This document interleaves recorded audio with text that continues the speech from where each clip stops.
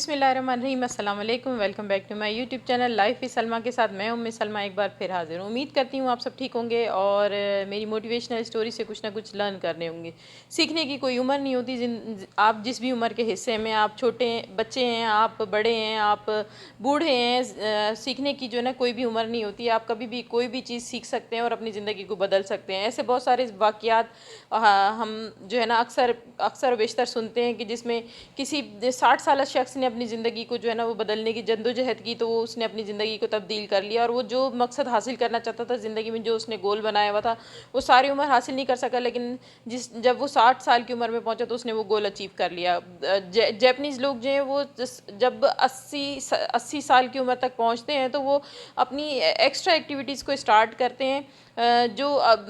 مطلب ایکسرسائز سے ریلیٹڈ، کوئی انہوں نے سوئمنگ کمپٹیشن، کوئی اس کے جاگنگ کمپٹیشن اور مختلف قسم کے کمپٹیشن میں جا کے 80 سال کی عمر میں جو ہے نا وہ پارٹیسپیشن کر رہے ہوتے ہیں۔ آپ کو ایسی بہت ساری موٹیویشنل اسٹوریز ان کی جو ہے وہ یوٹیوب پہ بھی مل جائیں گی، اور اگر آپ گوگل پہ سرچ کریں گے تب بھی مل جائیں گی۔ تو جب وہ 80 سال کی عمر میں اپنے آپ کو بدلنے کے لیے، اچیو کرنے کے لیے ہمت نہیں ہارتے، تو ہم جو جوان لوگ ہیں، ہم میں سے بہت سارے ایسے لوگ ہوتے ہیں جنہوں نے جو ہے نا جوانی میں ہی ہمت ہار دی ہوتی ہے، اور انہیں لگتا ہے کہ ان کی زندگی بیکار ترین ہے اور وہ اپنی زندگی میں کبھی بھی کچھ بھی حاصل نہیں کر سکتے۔ تو میں خاص طور پہ موٹیویشنل اسٹوریز اس لیے لے کر آتی ہوں کہ جو شخص یہ سوچتا ہے اپنے بارے میں کہ وہ زندگی بھر کبھی کوئی چیز اچیو نہیں کر سکے گا، وہ سب سے بڑا فیلئر اس کی زندگی میں موجود ہے، تو یہ موٹیویشنل اسٹوریز میں آپ سب کے لیے اس لیے لے کر آتی ہوں تاکہ اگر آپ کی امیدیں مر گئی ہیں اور آپ اپنی امیدوں کو ایک دفعہ دوبارہ زندہ کرنا چاہتے ہیں، اپنے اندر ہمت پیدا کرنا چاہتے ہیں، تو میری موٹیویشنل اسٹوریز سے آپ لوگوں کو دوبارہ ایک جذبہ پیدا ہو اور آپ اپنی زندگی میں جو گول اچیو کرنا چاہتے ہیں، جو بھی آپ نے ٹارگٹ بنایا ہوا ہے، تو وہ آپ ایک دفعہ دوبارہ اس کے لیے جدوجہد کریں اور اپنے گول کو اچیو کرنے میں، آپ کے گول کو اچیو کرنے میں آپ کو ہیلپ آؤٹ کروں۔ تو شروع کرتے ہیں آج کی اسٹوری۔ آج کی اسٹوری ہے جی ایک ایسا واقعہ ہے، میں آپ لوگوں کو سناؤں گی کہ بچوں کے اندر بہت ساری ایسی جو ہے نا وہ ہیبٹس ڈیولپ ہو جاتی ہیں جن کو اگر ہم بچپن میں ہی ختم نہ کریں، اور یہ خواہ بچپن میں یا اگر کسی شخص کے اندر کسی بھی عمر کے حصے میں اگر یہ موجود ہے تو ان لوگوں کے لیے شاید اور آسانی ہو، جو اگر عمر کے کسی بڑے حصے میں 30-35 سال یا اس سے بھی زیادہ، تو ان لوگوں کے لیے شاید اور زیادہ آسانی ہو۔ جب میں یہ اسٹوری آپ کو سناؤں گی، اس کو سننے کے بعد، اس کہانی کا مقصد سمجھنے کے بعد آپ لوگوں کو اندازہ ہوگا کہ واقعی اس طرح کی جو عادات ہیں ان کو ختم کر دینا چاہیے، وہ کتنی باعث تکلیف بنی ہوئی ہوتی ہیں۔ تو اور اسپیشلی بچوں کے لیے میں آپ لوگوں کو اس لیے کہہ رہی ہوں کہ بچوں کے اندر یہ جب عادتیں ڈیولپ ہو جاتی ہیں تو بچپن سے یہ چیز شروع ہوتی ہے اور پھر جوانی تک جو ہے نا وہ بہت زیادہ یہ چیزیں بڑھنا شروع ہو جاتی ہیں، اور آپ لوگوں کو اس کی وجہ سے آپ کو بہت زیادہ پریشانی فیس کرنی پڑتی ہے، کیونکہ چیزیں جب آپ بہت زیادہ ہائی لیول تک چلی جائیں، جب آپ کی کوئی بھی عادت جو ہے وہ ایکسٹریم پر پہنچ جائے تو اس کو کنٹرول کرنا اتنا ہی مشکل ہوتا ہے۔ تو شروع کرتے ہیں آج کی کہانی۔ یہ کہانی ہے جی ایک بچے کی، اس کی اسکول سے کمپلین آتی ہے اس کے والد صاحب کو کہ بھئی آپ کا بچہ جو ہے نا وہ بہت زیادہ غصہ کرتا ہے۔ تو اس کی ٹیچر کمپلین کرتی ہے اس کے والد صاحب کو فون کر کے کہ بھئی آپ کا بچہ جو ہے وہ بہت زیادہ غصہ کرتا ہے، تو آپ تھوڑا سا اس کی گھر میں کونسلنگ کریں۔ میں بھی سمجھانے کی کوشش کرتی ہوں لیکن آپ بھی اس کی کونسلنگ کریں۔ تو اس کے والد صاحب جب یہ کمپلین سنتے ہیں تو اس طرح کی اکثر بچوں کی کمپلینس کچھ والدین کو آتی ہیں، لیکن کبھی والدین اس پہ کان دھرتے ہیں اور کبھی والدین اس پہ کان نہیں دھرتے، لیکن جب آپ اس طرح کی عادات کے اوپر یا اس طرح کی کمپلینس کے اوپر ان کی کان نہیں دھرتے تو وہ ان بچوں کی جو عادتیں ہوتی ہیں وہ پکی ہوتی جاتی ہیں۔ ہو سکتا ہے جب وہ بچہ آپ کے ساتھ گھر میں موجود ہو تو وہ آپ کے لیے باعث پریشانی نہ ہو، لیکن جب اس کی اگلی زندگی کے اندر وہی اس کی غلط عادت اس کے ساتھ چلتی رہے گی تو جوانی میں وہ جن لوگوں کے ساتھ اس کا کنیکشن ہوگا وہ ان لوگوں کے لیے باعث پریشانی بنے گا۔ تو اگر آپ کے بچوں کے اندر بھی اگر اس طرح کی کوئی عادت ہے تو اس کو بچپن سے ہی اس کی کونسلنگ کر کے اس کو ختم کرنے کی کوشش کریں، اور اگر آپ کے ارد گرد کے کسی کے اندر اس طرح کا مسئلہ ہے تو اس کی بھی کونسلنگ کر کے اس کی اس عادت کو ختم کروانے کی کوشش کریں، کیونکہ یہ جو غصے والی جو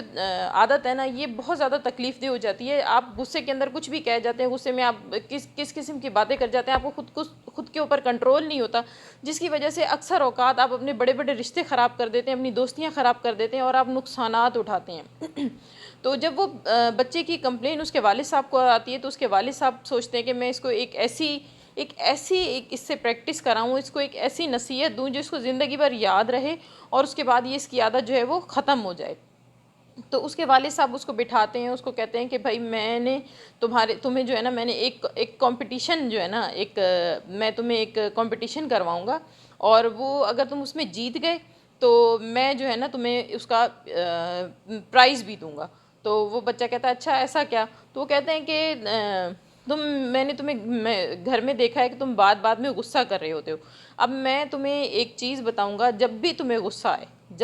غصہ آئے تو تم نے جو ہے نا وہ جو ہمارے گھر کے کونے میں جو ایک درخت بنا ہوا ہے نا اس میں جا کے تم نے ایک کیل ٹھوک دینی ہے۔ تو وہ بچہ کہتا ہے اچھا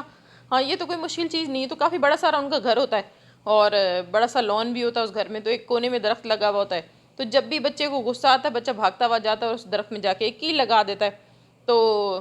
بچے کو جو ہے نا اسٹارٹ میں تو تھوڑا سا آسان لگ رہا ہوتا ہے، لیکن پھر اس کو ایک دو دن کے بعد فیل ہوتا ہے کہ کیا مجھے غصہ آتا ہے اور میں بھاگ کے جاتا ہوں اور وہاں کیل لگانا شروع کر دیتا ہوں۔ پہلے دن تو وہ 10 کیلیں لگا دیتا ہے، غصہ اس کو اتنا آتا ہے بچے کو کہ پہلے دن جا کے 10 کیلیں لگا دیتا ہے، لیکن پھر آہستہ آہستہ اسے سستی بھی آنے لگتی ہے اور وہ سوچتا ہے کہ یار میں یہ جا کے وہاں کیل لگاؤں، اس سے بہتر نہیں ہے کہ میں غصہ ہی نہ کروں۔ وہ اپنے غصے کو نا آہستہ آہستہ کنٹرول کرنا شروع کرتا ہے۔ دوسرے دن اس کی جو ہے نا 9 کیلیں لگتی ہیں، تیسرے دن 7 ہو جاتی ہیں، پھر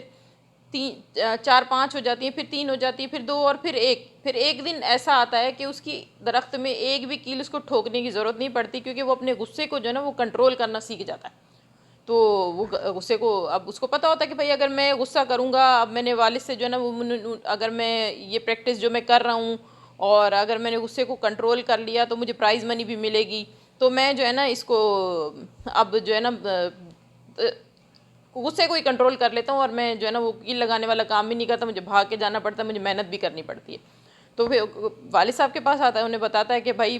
میرا جو غصہ ہے نا وہ بالکل ہی ختم ہو گیا اور میں نے کیلیں ٹھوکنا بھی چھوڑ دی ہیں، اور میں نے جو ہے نا اب تو میں نے ایک کیل بھی نہیں لگائی، کل کے دن میں کہتا ہے کہ میں نے ایک کیل بھی نہیں لگائی۔ تو اس کے والد صاحب بڑے خوش ہوتے ہیں، کہتے ہیں مجھے اب دکھاؤ چلو تم نے کہاں کیلیں لگائیں۔ تو اب اپنے والد کے ساتھ وہاں بھاگ کے اپنے والد صاحب کو وہاں لے کر جاتا ہے، تو کارنر میں درخت تو انہیں دکھاتا ہے کہ بھئی یہ دیکھیں یہ میں نے اتنی ساری یہ کیلیں لگائی تھی، اسٹارٹ میں مجھے بڑا غصہ آتا تھا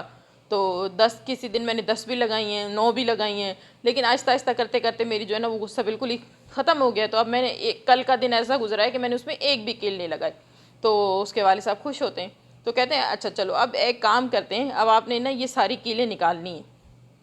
تو وہ کہتا ہے یہ ساری کیلیں اب مجھے نکالنی ہے؟ کہتے ہیں ہاں یہ تو ایک کمپٹیشن چل رہا ہے نا، تو ابھی آپ نے اس کو مکمل کرنا ہے، تو اب آپ نے یہ ساری کیلیں نکالنی ہے۔ تو وہ بچہ جو ہے نا بڑی محنت کر کے وہ کیلیں نکالنے کی کوشش کرتا ہے کیونکہ اس نے کافی ساری کیلیں لگا دی ہوتی ہیں، تو اسے بڑی تکلیف ہوتی ہے وہ کیلیں نکالنے میں، لیکن مطلب 1 گھنٹہ لگانے کے بعد 1 ڈیڑھ گھنٹہ لگانے کے بعد وہ کیلیں وہاں سے نکال لیتا ہے۔ تو اس کے والد صاحب اسے جو انہوں نے چاکلیٹس لی ہوتی ہیں اس کے لیے اس کو دیتے ہیں، کہتے ہیں یہ تمہاری جو ہے وہ تمہارا انعام ہے کہ تمہارا غصہ کنٹرول ہو گیا اور تم نے یہ کیلیں بھی نکال دی ہیں اور تم نے کیلیں لگانا بند کر دی ہیں، تو اب یہ تو تمہارا انعام ہے۔ اچھا اب مجھے ایک چیز یہ بتاؤ کہ اس درخت میں تمہیں کچھ اس جگہ جہاں تم نے کیلیں لگائی تھیں کچھ نظر آ رہا ہے؟ تو بچہ کہتا ہے کہ نہیں کیلیں تو میں نے ساری نکال دی ہیں۔ وہ کہتے ہیں نہیں کچھ اور نظر آ رہا ہے؟ تو بچہ کہتا ہے ہاں مجھے یہاں پہ اس جگہ میں مجھے کچھ سوراخ نظر آ رہے ہیں، یہ جہاں جہاں میں نے کیلیں لگائی تھیں سارے اس کے سوراخ موجود ہیں۔ تو اس کے والد صاحب کہتے ہیں کہ یہ پریکٹس میں نے تم سے اس لیے کرائی تھی کہ غصہ تو تم جب کرتے ہو اور تم جب اس غصے میں بدتمیزی کرتے ہو اور تم غصے میں جب اپنے دوستوں کے ساتھ، اپنی ٹیچر کے ساتھ، اپنی والدہ کے ساتھ تم جب بدتمیزی کرتے ہو تو وہ جو اس غصے کے میں کہے جو تمہارے الفاظ ہوتے ہیں وہ کس طرح سے سب کو تکلیف دیتے ہیں، اور وہ یہ جو سوراخ رہ گئے ہیں نا یہ وہ تکلیف ہے۔ آپ نے کیلیں ٹھوکنا چھوڑ دیں، آپ نے غصہ کرنا چھوڑ دیا، لیکن غصے میں جو آپ بات کہہ گئے، جو منہ سے بات نکل گئی، آپ نے کیل جو ٹھوک دی، اس کا جو سوراخ ہے نا وہ ریکور نہیں ہوگا۔ آپ نے کسی کو کوئی تکلیف دی ہے تو وہ جو تکلیف ہے وہ اس کی ریکوری نہیں ہو رہی، تو اس سے بہتر یہ ہے کہ آپ غصہ نہ کرو،